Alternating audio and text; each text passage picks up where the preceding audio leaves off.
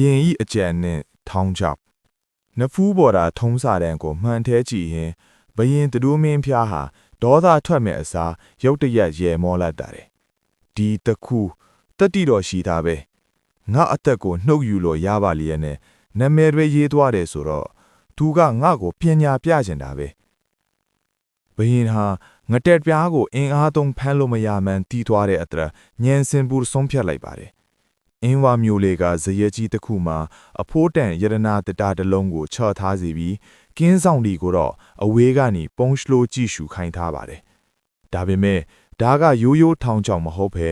တတာအောက်မှာခလုတ်မောင်းတက်ဆင်ထားတဲ့ကြော်ဝင်းထောင်ချောက်ပဲဖြစ်ပါတယ်ငတက်ပြားဤအလဲအပြောင်းငတက်ပြားဟာမြို့ထဲကတည်င်းတွေကိုကြားတဲ့အခါဒါဟာထောင်ချောက်မှန်ချက်ချင်းရိပ်မိပါတယ်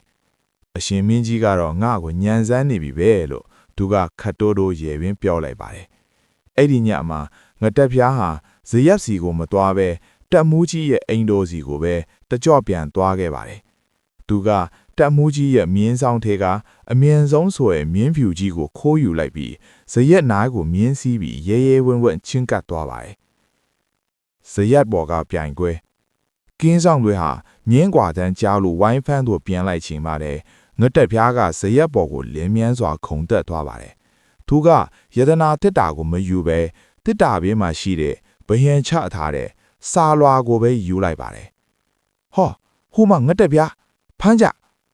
တက်သားတွေဝိုင်းလာတဲ့အချိန်မှာငတက်ပြားကကြော်ကွင်းကိုကျွမ်းကျင်စွာရှောင်တိန်ပြီးဇရက်တိုင်ကိုတွေ့ကအမိုးပေါ်ကိုတက်သွားပါတယ်ပြီးတော့သူခိုးယူလာတဲ့မြင်းဖြူကြီးပေါ်ကိုအပေါ်ကနေခုံချစီးနှင်းပြီးမြို့ပြင်ကိုဇော်ကနေပြေးထွက်သွားပါတော့တယ်ဘယင်နဲ့တခိုးထိတ်တိုက်တွေ့ဆုံခြင်းနောက်ဆုံးမှာဘယင်တတိုးဝင်းဖျားဟာငတက်ပြားကိုဖမ်းဖို့ထက်တွေ့ဆုံစကားပြောဖို့ပိုပြီးစန္ဒပြင်းထန်လာပါတယ်ဘယင်ကအမိန်တော်ပြန်တန်းထုတ်ပြန်လိုက်ပါတယ်ငတက်ပြားမင်းရဲ့အရေးချွန်းကိုငါအတိအမှတ်ပြုတယ်မင်းသာနန်းတော်ကိုကိုယ်တိုင်လာခဲ့ရင်မင်းရဲ့အထစ်တွေကိုခွင့်လွှတ်ပြီးငါရဲ့တစ္ဆာကန်သူ့ရဲ့ကောင်းအထစ်ခန့်အပ်မယ်တညမှာတော့ဘယင်ကြီးတဦးတည်းရှိနေတဲ့အဆောင်ထဲကိုလူရိတ်တစ်ခုအတန်မမြင်စွာဝင်လာပါတယ်သူဟာတော့ငတက်ပြားပါပဲသူဟာဘယင်ရှေ့မှာဒူးထောက်ပြီးသူခိုးယူထားတဲ့ဘယင်ဓားမြောင်ကိုပြန်လဲဆက်တက်လိုက်ပါတယ်အရှင်မင်းကြီးကျွန်တော်မျောရောက်ပါပြီနီကုံဘယင်တတိုးမင်းဖျားဟာငတက်ပြားရဲ့တတိနဲ့ကျွမ်းကျင်မှုကိုသဘောကျကြောင်းသူ့ကိုတေးတန်းမပေးဘဲနန်းသွင်းမှာအမှုတန်းစေခဲ့ပါတယ်